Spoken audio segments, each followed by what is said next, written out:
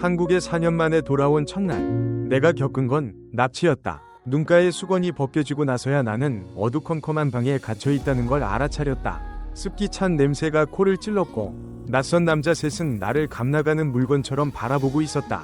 하지만 웃긴 건 그들조차도 당황한 듯 휴대폰을 들고 계속 전화를 걸고 있었다. 얘 부모한테 전화해. 돈 가져오라고 해. 벌써 몇 번이나 했는데 계속 안 받아. 속으로 비웃음이 나왔다. 우리 부모님은 지금 유럽 여행 중이다. 이제 독립할 나이 라며 나 혼자 한국으로 돌려보낸 그들이다. 그리고 그 독립의 첫날이 바로 납치라니. 다른 연락처는 없어? 한 명이 지겨운 듯 물었다. 나는 잠시 입술을 깨물다 문득 떠오른 게 있었다. 어제 공항에서 엄마가 내 손에 꼭 쥐어주며 말했던 번호. 이건 내 약혼자 번호야. 어릴 때 약조한 사이야. 꼭 연락해보렴. 만난 적도 없는 사람이지만 지금은 낯선이라도 기대고 싶을 만큼 절박했다.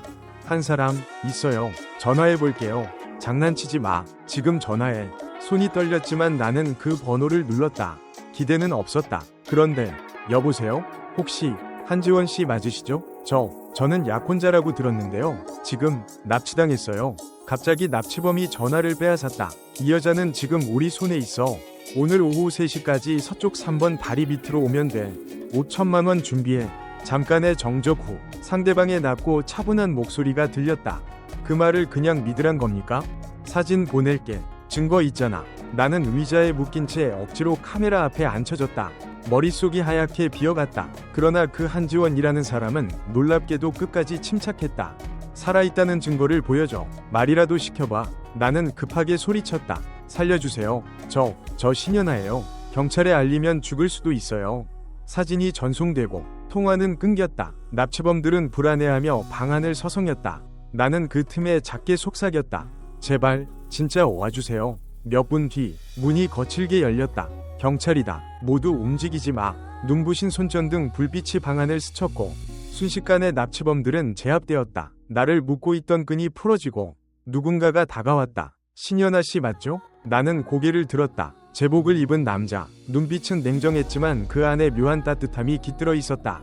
저는 한지원입니다. 당신의 약혼남이에요. 뇌가 순간 정지했다. 지금 이 순간 웃음이 나와야 할지 울어야 할지. 그는 나를 부드럽게 일으켜 세웠다. 더 가까이서 얼굴을 본 나는 무의식적으로 중얼거렸다. 처음부터 이렇게 잘생긴 줄 알았으면 진작 전화할걸요. 납치 사건 이후 나는 공중에 떠있는 바람 빠진 풍선처럼 서울이라는 광활한 하늘을 부유하고 있었다. 그런데 떨어진 곳은 다름 아닌 낯선 약혼자 한지원의 펜트하우스였다. 그는 내가 죽음의 문턱에서 구조된 바로 그 사람이다. 당분간 여기서 지내. 아직도 네가 안전하다고 볼 수 없어. 그는 차갑게 말하며 내 여행 가방을 거실에 내려놓았다. 나는 눈을 크게 뜨고 집안을 둘러보았다. 도심 중심에 위치한 펜트하우스, 모던한 인테리어, 창문을 뚫고 들어오는 햇살마저 민망할 정도로 청결한 공간. 침을 꿀꺽 삼켰다.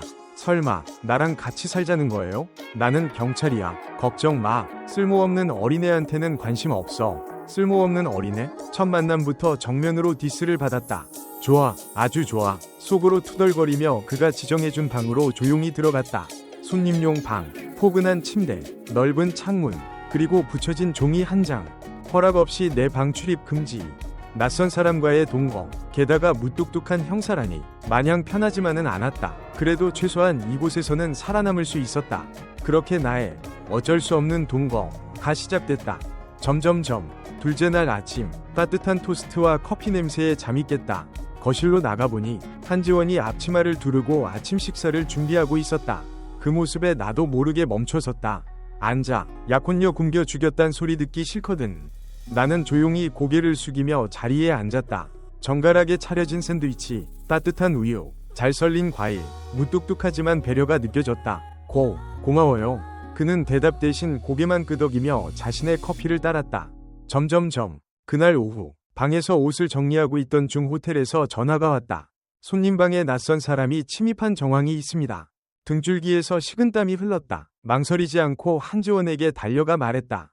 그는 즉시 표정이 굳어지며 말했다. 가자. 호텔에서 CCTV 영상을 확인했다. 얼굴을 가렸지만 그는 의심스러운 인물의 옷깃에 달린 작은 마크를 발견했다. 익숙한 놈이야. 널 추적할 가능성이 있어. 앞으로 혼자 다니지 마. 나는 조용히 고개를 끄덕였다. 그 순간 그의 존재가 더없이 든든하게 느껴졌다. 점점점 그 후 그는 집안의 보안 시스템을 강화하고 경비원들에게도 내 얼굴을 인식시키는 등 철저한 대비를 했다. 나는 느꼈다. 그의 행동에는 단순한 책임감 이상이 담겨 있었다. 때때로 그의 시선이 조용히 나를 향해 있었고 거기엔 따뜻함이 스며 있었다. 어느 저녁 뉴스를 보며 나도 모르게 물었다. 항상 이렇게 남을 돕나요? 그는 나를 바라보며 낮게 말했다. 처음이야. 심장이 한 박자 늦게 뛰었다. 점점점 어느 날 수건을 쓰레기통에 떨어뜨려 어쩔 줄 몰라 하고 있을 때 그가 들어왔다. 뭐 하는 거야? 아, 수건을 떨어뜨렸어요. 그는 다가와 내 손에서 수건을 가져가더니 쓰레기통에 던지고 새 수건을 건넸다. 더러운 건 쓰지 마. 병 걸리면 곤란하잖아. 나는 그의 뒷모습을 멍하니 바라봤다. 이 사람, 이렇게 다정하면 누가 안 흔들릴 수 있겠어? 점점점 그날 저녁, 함께 저녁을 먹으며 나는 식사를 멈췄다. 입에 안 맞아? 아니요, 맛있어요. 그런데 아직 어떤 일을 해야 할지 모르겠어요. 그는 젓가락을 내려놓고 잠시 생각하더니 말했다. 사격 코치, 생각해본 적 있어? 나는 눈이 휘둥그레졌다. 어떻게 알았어요? 제가 사격 배운 거. 그는 가볍게 웃으며 말했다. 난 경찰이야. 너의 프로필 정도는 알고 있어. 볼이 붉어졌다. 사실 저도 다시 도전해보고 싶어요. 그런데 어디서부터 시작해야 할지 몰라서. 내가 아는 클럽이 있어. 그쪽 감독이 내게 신세진 게 있거든. 말수는 적지만 행동은 다정한 사람. 마음이 따뜻해졌다. 점점점 다음 날 그는 나를 사격장에 데려갔다. 돌아온 이후 처음으로 생기를 되찾는 느낌이었다. 총을 손에 쥐자 오래된 감각이 되살아났고 나는 집중해서 방아쇠를 당겼다. 그는 조용히 뒤에서 나를 바라보았다. 우리는 아무 말도 하지 않았지만 그 순간 우리 사이의 거리는 한층 가까워졌다. 사격장 경험 이후 나는 새로운 목표가 생긴 듯했다. 매일 아침 규칙적으로 일어나고 체력을 키우기 위해 함께 운동을 하며 하루하루를 보내는 내 모습이 낯설면서도 기분이 좋았다. 특히 한지원이 말없이 챙겨주는 작은 배려들이 마음을 따뜻하게 만들었다. 하지만 평온한 일상은 오래가지 않았다. 어느 날 아침 평소보다 일찍 깨어 커피를 마시고 있는데 문 밖에서 낯선 소리가 들렸다. 인기척을 느낀 순간 누군가 벨을 누르지도 않고 문을 쾅쾅 두드렸다. 나는 깜짝 놀라 부엌 칼을 움켜쥔 채 조심스럽게 문을 열었다. 강연아 씨 맞죠? 경찰입니다. 지금 저희와 함께 가주시겠어요? 나는 얼떨떨한 채 고개만 끄덕였고 아직 상황도 파악하지 못한 채 순순히 따라 나섰다. 파출소에 도착하니 익숙한 공간이 또다시 눈앞에 펼쳐졌다. 나는 자리에 앉자마자 조용히 말했다. 혹시 또 무슨 잘못을 한 거죠? 경찰은 테이블 위에 노트북을 올려놓고 인터넷에 떠도는 화면을 보여줬다. 화면 속에는 내가 며칠 전 잠깐 일했던 의심스러운 온라인 업체에서 누군가 몰래 촬영한 영상이 떠돌고 있었다. 나는 얼굴이 하얗게 질렸다. 저 그만뒀어요. 그게 그렇게 불법인 줄 몰랐어요. 우린 알고 있어요. 그래서 참고인 신분으로 모신 거예요. 그런데 연루된 인물 중 하나가 당신의 이름을 거론했어요. 그 순간 눈앞이 아찔해졌다. 나는 혀를 깨물며 억지로 정신을 붙들었다. 그런 와중에 문이 열리더니 익숙한 얼굴이 들어왔다. 한지원이었다. 그는 내 앞에 서서 경찰에게 짧게 말했다. 그녀는 내 보호하에 있습니다. 지금 이 자리에서 더 이상 협박하거나 몰아가지 마세요. 경찰은 그의 신분증을 확인하더니 잠시 머뭇거린 후 나를 따로 불러내어 정식 진술서를 작성하게 했다. 나는 손이 떨리면서도 한자 진실을 써내려갔다. 그날 밤 다시 그의 집에 돌아왔을 때도 나는 입을 열지 못했다. 거실 소파에 조용히 앉아있는 내 옆에 한지원이 앉았다. 왜 그 회사에서 일하려 했어? 자립하고 싶었어요. 돈도 필요하고 무엇보다 내 인생을 스스로 책임지고 싶었어요. 그는 조용히 내 말을 듣더니 고개를 끄덕였다. 다음부터는 뭘 선택하든 나한테 먼저 물어봐. 그래야 내가 도울 수 있어. 그 말이 어쩐지 따뜻하게 들렸다. 나는 처음으로 진심을 담아 물었다. 왜 그렇게 도와주는 거예요? 약혼이라서요? 책임감 때문이에요? 한지원은 한참을 바라보다가 조용히 말했다. 네가 혼자 우뚝 서고 싶어하는 게 보여서. 그런 사람, 난 그냥 놔두지 못해. 그 순간 나도 모르게 눈물이 흘렀다. 감정이 복잡했다. 고마움, 수치심, 안도감, 그리고 묘한 떨림까지. 며칠 후 경찰서에서 연락이 왔다. 내가 도와줬던 정보 덕분에 온라인 범죄 조직이 검거되었고 내 진술이 결정적인 증거가 됐다고 한다. 경찰은 정식으로 감사를 표하며 내게 보호 프로그램을 제안했다. 하지만 나는 고개를 저었다. 전 제 자리로 돌아가고 싶어요. 숨어 있는 대신 더 당당하게 살고 싶어요. 그 선택을 이해한 한지원은 내 옆에서 작게 웃었다.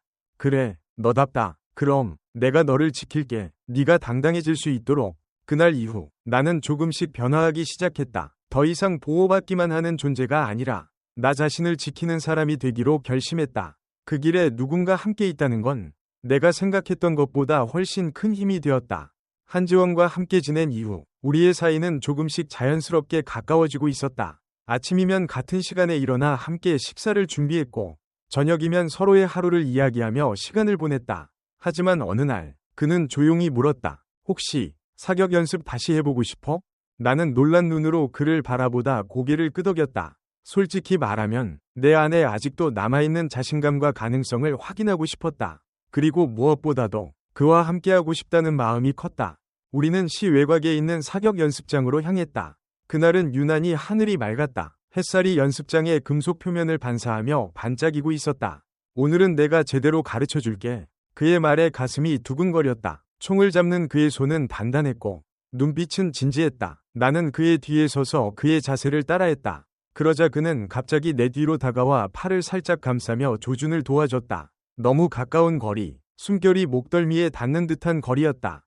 호흡은 천천히, 손가락 힘 빼고, 지금, 탕, 표적 중앙에 맞은 총성. 나도 놀랄 만큼 정확했다. 나는 흥분에 찬 목소리로 외쳤다. 봤죠? 저 제대로 맞췄어요. 그는 조용히 웃으며 고개를 끄덕였다.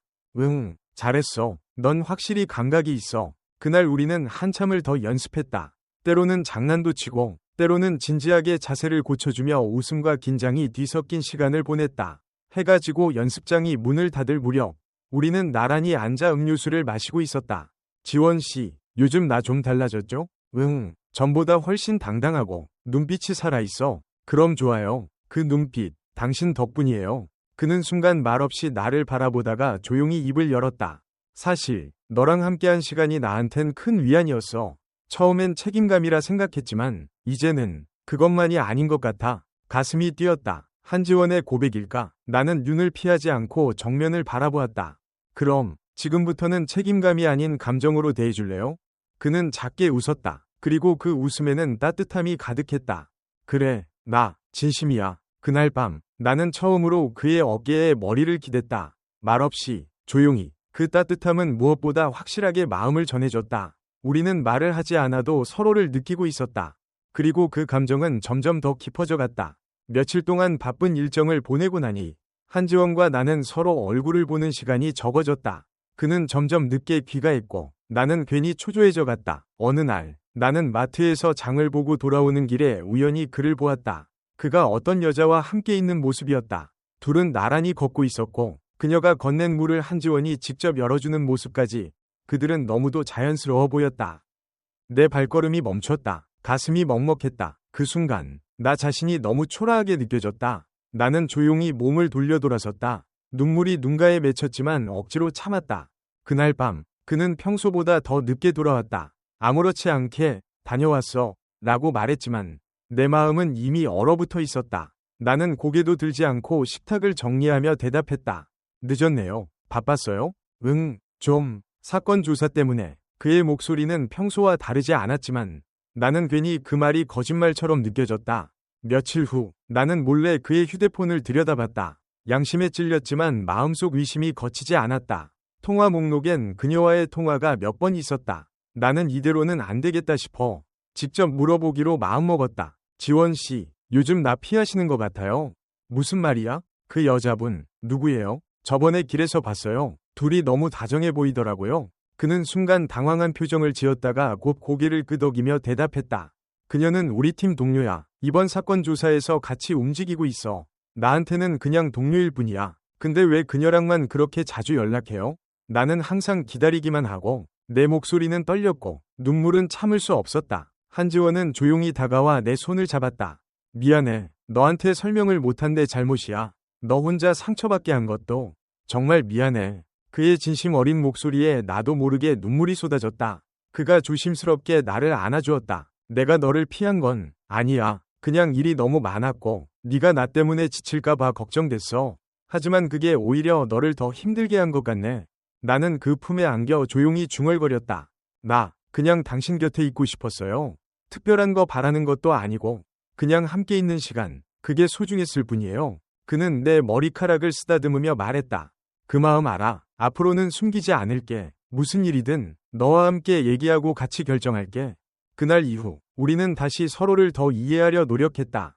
감정은 더 깊어졌고 오해는 서로를 더 단단히 붙잡아주는 계기가 되었다. 함께한 그 시간들이 더는 불안이 아닌 확신이 되었다. 며칠 후 한지원은 내게 메시지를 남겼다. 오늘은 시간이 괜찮은데 같이 저녁 먹을래? 할 얘기가 있어. 나는 망설였지만 결국 만나기로 했다. 조용한 레스토랑에서 마주 앉은 우리는 잠시 어색한 정적 속에 있었다. 그가 먼저 입을 열었다. 그날 본 여자, 너 많이 신경 썼지? 나는 고개를 끄덕였다. 아니라고 해도 말이 안 되죠. 너무 다정해 보였어요. 그는 깊은 숨을 내쉬며 말했다. 사실 그날 우리 마약 단속 작전 중이었어. 그녀는 연기 담당이었고 우리가 같이 행동할 수밖에 없었어. 사진도 다 기록용이고 나는 놀란 눈으로 그를 바라봤다. 연기 담당요? 그는 스마트폰을 꺼내 몇 장의 사진을 보여줬다. 작전 브리핑 사진과 그녀가 경찰 신분증을 드러내는 장면까지 모든 것이 설명되었다. 왜 바로 말 안 해줬어요?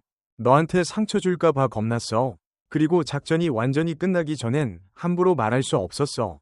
나는 마음속 응어리가 조금씩 풀리는 것을 느꼈다. 그래도 그런 오해가 쌓이면 결국 멀어질 수도 있어요.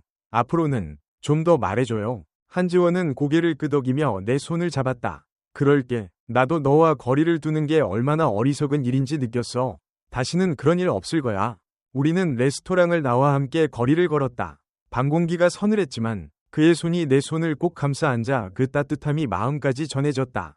며칠 후 그는 나를 경찰 훈련장이 아닌 곳으로 데려갔다. 작은 도심 외곽에 있는 승마장이었다. 말 타본 적 있어? 나는 놀란 표정으로 고개를 저었다. 아니요. 근데 재밌을 것 같아요. 그는 내게 헬멧을 씌워주며 웃었다. 그럼 오늘은 나랑 말 타러 가자. 새로운 것도 같이 해보면 더 가까워질 수 있으니까. 승마를 배우면 우리는 더 많은 이야기를 나눴다. 평소 말 못했던 고민들, 어린 시절 기억, 그리고 미래에 대해 그 시간이 무척 소중하게 느껴졌다. 우리는 함께 웃었고, 함께 넘어졌고, 함께 일어났다. 말의 숨결처럼 우리의 거리도 점점 가까워졌다. 그날 밤, 나는 그의 집에서 저녁을 준비했다. 평소와 달리 한지원은 키친에 서서 조수 역할을 했다. 당근 자르려면 어떻게 해? 나는 웃으며 다가갔다. 이렇게요. 조심조심. 손 다치면 안 돼요. 그는 나를 바라보며 말했다. 이런 시간 참 좋다. 예전에는 일밖에 몰랐는데 너와 함께하면서 내가 사람답게 사는 느낌이 들어. 그의 고백에 나는 살짝 놀랐고 동시에 가슴이 뭉클해졌다. 식사가 끝나고 우리는 베란다에서 나란히 앉아 있었다. 도시의 불빛이 멀리 반짝이고 바람은 부드럽게 머리카락을 흔들었다. 그는 갑자기 내 손을 잡으며 말했다. 혹시 우리 다시 시작해볼까? 이번엔 오해도 없이 진심으로. 나는 그의 눈을 바라봤다. 진심이 담긴 눈동자에 거짓이란 없었다. 천천히 고개를 끄덕였다. 그래요. 이번엔 우리 둘 다 진심으로. 그 밤 나는 처음으로 진짜 안심이 되었다. 이 사람과 함께라면 무슨 일이 있어도 다시 시작할 수 있을 것 같았다. 그 이후 한지원은 나를 위해 매일 조금씩 달라지기 시작했다. 퇴근 시간이 늦더라도 짧은 전화 한 통, 피곤해도 간단한 메시지 하나, 그런 작은 변화들이 나에게는 큰 위안이 되었다. 어느 날 그는 나에게 조심스럽게 물었다. 혹시 너도 나처럼 무서웠어? 우리가 서로를 놓칠까봐. 나는 고개를 끄덕였다. 그래서 더 조심스러웠고, 그래서 더 아팠어요. 그는 미소 지으며 말했다. 이제는 더 이상 아프게 하지 않을게. 같이 천천히 가자. 그 말이 내게는 하나의 약속처럼 들렸다. 그렇게 우리는 오해를 딛고 서로를 다시 발견해가고 있었다. 한지원과 오해를 풀고 난 이후 우리의 관계는 조금씩 달라지기 시작했다. 그는 예전보다 더 자주 웃었고 나 역시 마음의 벽을 서서히 허물기 시작했다. 함께하는 시간이 늘어나자 우리는 서로에 대해 몰랐던 부분을 알아가며 더 깊은 유대감을 쌓아갔다. 어느 늦은 저녁 나는 경찰서 근처 카페에서 그를 기다리고 있었다. 그의 근무 시간이 길어질 때면 나는 이렇게 커피 한 잔을 시켜놓고 그가 퇴근하길 기다리곤 했다.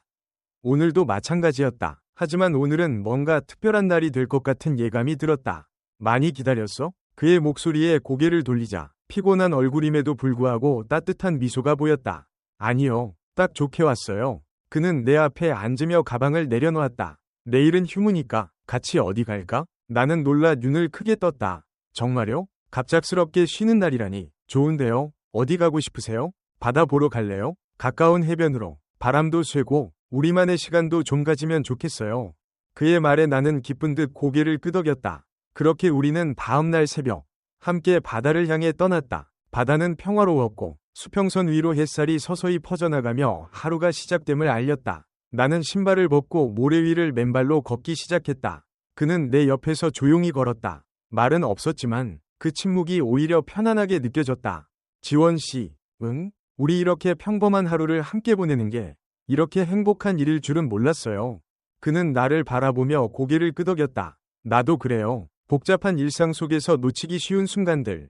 그런 것들이 사실은 제일 소중한 걸지도 몰라요. 나는 그의 말에 공감하며 그와 손을 맞잡았다. 바람이 불어오고 바다 냄새가 코끝을 간지렸다. 마치 영화 속 한 장면처럼 그 순간이 내 마음 깊숙이 새겨졌다. 그날 저녁, 돌아오는 차 안에서 그는 갑자기 운전대를 돌려 외곽에 있는 작은 언덕길로 들어섰다. 잠깐 보여주고 싶은 데가 있어요. 그곳은 도시 야경이 한눈에 내려다 보이는 작은 전망대였다. 우리는 나란히 서서 불빛이 반짝이는 도시를 내려다봤다. 여기, 나 어릴 때 자주 혼자 왔었어요. 마음이 복잡할 때면 그냥 이 도시를 바라보면 조금은 괜찮아지더라고요. 나는 조용히 그의 팔에 기대었다. 이젠 혼자 오지 말아요. 다음엔 저랑 같이 와요. 그는 웃으며 내 어깨를 감싸 안았다. 그 따뜻한 품에 안기며 나는 속삭였다. 우리, 앞으로 어떤 일이 있어도 서로 믿고 나아가요. 약속해요. 그는 나를 바라보며 진지하게 말했다. 약속할게요. 당신을 지키는 게 이제 내 인생의 가장 큰 사명이에요. 이제 우리는 진짜로 시작하고 있었다. 행복했던 해변의 추억이 채 가시기도 전에 우리는 일상으로 돌아와 각자의 삶에 쫓기기 시작했다. 한지원은 계속해서 사건 수사에 투입되었고 나 역시 새로운 업무에 적응하느라 정신이 없었다. 하지만 마음 한구석에는 언제나 그의 따뜻한 손길이 남아있었다. 며칠 후 나는 경찰서 근처 편의점에서 간단히 요기를 하던 중 우연히 그의 동료 형사들과 마주쳤다. 그들은 내게 웃으며 인사했지만 그 대화 중 나를 불편하게 만드는 한마디가 튀어나왔다. 한 대리, 요즘도 서지혜랑 많이 다니시던데? 그녀가 이사 오고 나서 둘이 더 자주 보이는 것 같아. 서지혜? 익숙한 이름이었다. 경찰서 근처에서 우연히 몇 번 마주친 여자였다. 겉으로는 쿨하고 성숙한 이미지였지만 나에겐 묘하게 불편한 느낌을 주었다. 그날 저녁, 나는 일부러 아무 말 없이 퇴근 시간에 경찰서 근처를 지나쳤다. 그리고 내 두 눈으로 그 장면을 보게 됐다. 한지원과 서지혜가 함께 웃으며 걸어가고 있었다. 가까운 거리에 다정한 분위기, 내 발걸음은 점점 느려졌고 가슴은 이상하게 먹먹해졌다. 그날 밤, 나는 아무 말도 하지 않은 채 혼자 산책을 나갔다. 그의 전화를 일부러 받지 않았고 메시지도 확인하지 않았다. 머릿속은 복잡했다. 나는 왜 이렇게 흔들리는 걸까? 단지 친구일 수도 있는데 왜 이렇게 질투가 나고 아픈 걸까? 며칠 후 그는 드디어 집 앞에 찾아왔다. 얼굴에는 걱정이 가득했다. 연아 씨, 왜 연락 안 받아요? 무슨 일 있었어요? 나는 작게 웃었다. 서지혜 씨랑 친하신가 봐요. 그는 당황한 듯 눈을 깜빡였다. 지혜요? 그냥 같은 팀 동료예요. 최근에 사건 하나 같이 맡아서 자주 만난 것뿐이에요. 그럼 왜 나랑 있을 때보다 더 많이 웃던 거예요? 그는 한참 나를 바라보다가 조용히 다가와 말했다. 그건 아마 연아 씨 앞에서는 너무 좋아서 오히려 조심하게 돼서일 거예요. 그 한마디에 눈물이 왈칵 쏟아졌다. 나는 그를 믿고 싶었다. 하지만 마음이 한번 흔들린 이후에는 다시 평정을 되찾기가 쉽지 않았다. 그날 밤 우리는 오랜만에 함께 저녁을 먹었다. 말은 적었지만 서로의 존재만으로도 위로가 되었다. 식사 후 그는 조심스럽게 내 손을 잡았다. 혹시 이번 주말에 잠깐 부모님 뵈러 같이 갈 수 있을까요? 나는 놀란 듯 그를 바라보았다. 부모님이 연아 씨를 꼭 뵙고 싶다고 하셨어요. 괜찮다면 같이 가면 좋겠어요. 가슴이 두근거렸다. 무언가 큰 전환점이 다가오는 것 같았다. 흔들렸던 마음을 붙잡고 나는 조용히 고개를 끄덕였다. 이제 우리는 또 하나의 문 앞에 서 있었다. 그 문을 열면 어떤 세상이 펼쳐질까? 주말이 되자 나는 한지원의 차를 타고 그의 고향으로 향했다. 차 안에는 묘한 긴장감이 흐르고 있었다. 그는 나에게 종종 눈길을 주었지만 나 역시 긴장한 탓인지 대화가 길지 않았다. 창밖의 풍경이 시골 냄새를 풍기며 천천히 바뀌어갔다. 연아 씨, 긴장돼요? 나는 작게 고개를 끄덕였다. 조금요. 처음 뵙는 분들이라서요. 그는 웃으며 내 손을 살짝 잡았다. 부모님 두 분 다 따뜻하고 유쾌하세요. 너무 걱정하지 말아요. 작은 마을, 아담한 2층 집 앞에 도착하자 현관문이 열리며 중년 부부가 반갑게 마중 나왔다. 한지원의 어머니는 나를 껴안으며 따뜻한 미소를 보였고 아버지는 내게 조심스레 따뜻한 차 한 잔을 건넸다. 들어와요. 연하 씨, 편하게 생각해요. 우리는 늘 한지원을 믿고 있어요. 그의 선택이라면 무조건 환영이죠. 식탁 위에는 정성스럽게 차려진 집밥이 놓여 있었고 어머니는 끊임없이 반찬을 내 앞에 놓아주셨다. 나는 감동한 마음으로 감사 인사를 연거푸했고 그 따뜻함에 마음이 서서히 풀렸다. 식사 후 거실에서 이야기를 나누던 중 한지원의 어머니가 슬며시 웃으며 물었다. 연하 씨, 혹시 우리 지원이랑 결혼할 생각은 있으세요? 나는 순간 당황에 얼어붙었다. 한지원도 놀란 듯 컵을 떨어뜨릴 뻔했다. 하지만 어머니는 계속 부드럽게 말했다. 이제 둘 다 나이도 있고 우리 집은 오래전부터 두 집안 인연을 소중히 여겨왔어요. 하지만 제일 중요한 건 너희 둘의 마음이죠. 그날 밤 집 앞의 작은 마당에서 한지원과 나는 함께 별을 바라보았다. 그는 조용히 내게 말했다. 사실 나도 생각해봤어요. 만약 연하 씨가 내 곁에 있어준다면 앞으로의 모든 날이 든든하고 따뜻할 것 같다고. 나는 가슴이 벅차올랐다. 그 말 한마디에 긴장도 불안도 눈 녹듯 사라졌다. 한지원이 내 손을 잡고 천천히 무릎을 꿇었다.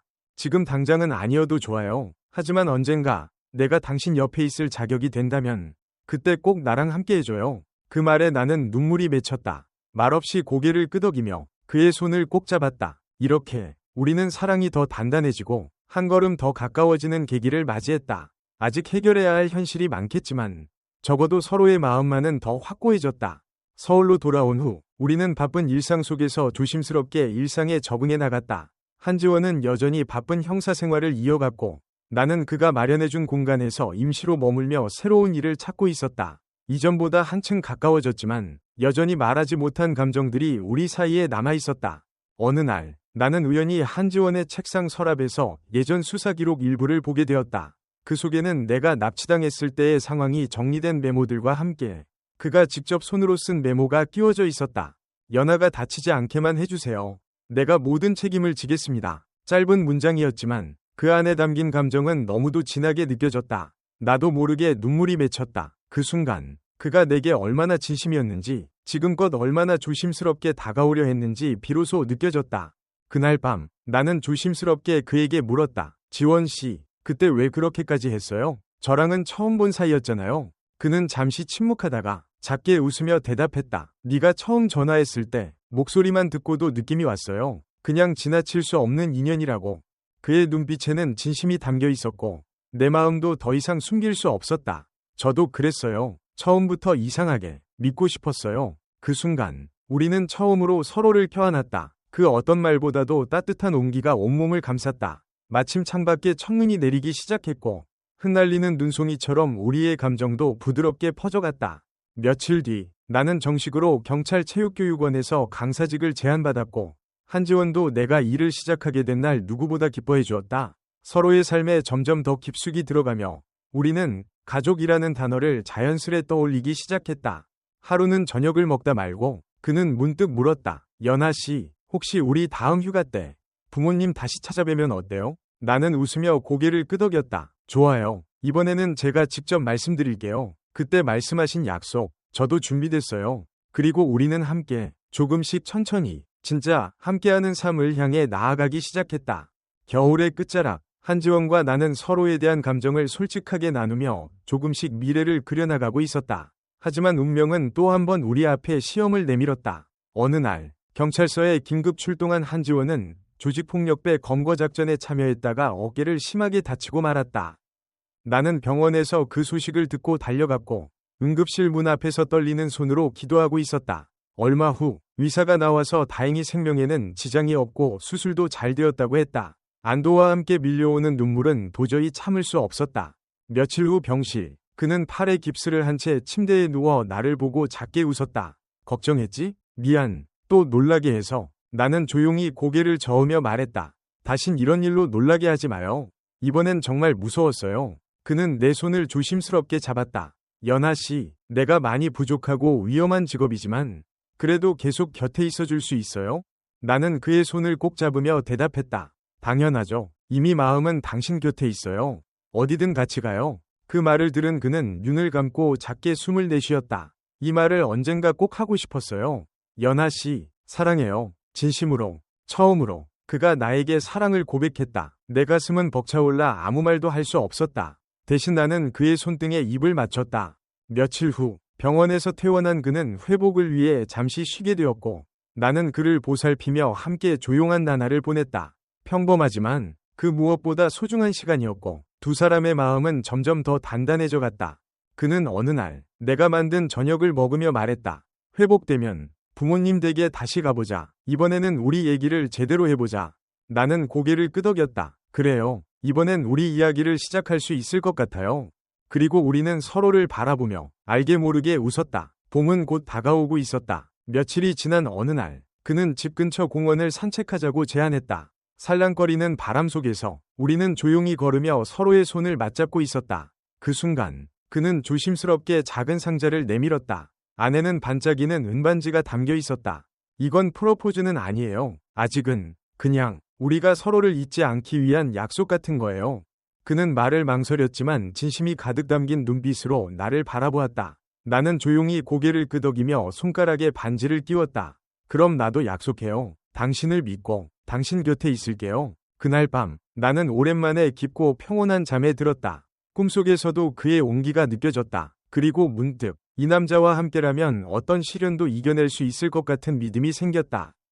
한지원의 부상에서 회복한 지 몇 주 후 우리는 드디어 그의 부모님을 다시 만나기로 했다. 마음속 긴장과 설렘이 동시에 스며들었다. 처음 그들의 집을 방문했을 때와는 달리 이번엔 손을 꼭 잡고 함께 들어갔다. 그의 어머니는 나를 바라보다가 조용히 말했다. 네가 한지원 곁에 있어줘서 고마워. 처음엔 걱정도 많았지만 이제는 마음이 놓인다. 나는 고개를 숙여 인사하며 말했다. 제가 오히려 더 감사합니다. 항상 저를 따뜻하게 대해주셔서요. 저녁 식사가 끝난 후 한지원은 조용히 우리 사이의 결심을 전했고 그의 아버지는 고개를 끄덕이며 한마디 덧붙였다. 사람의 마음이 가장 중요한 법이지.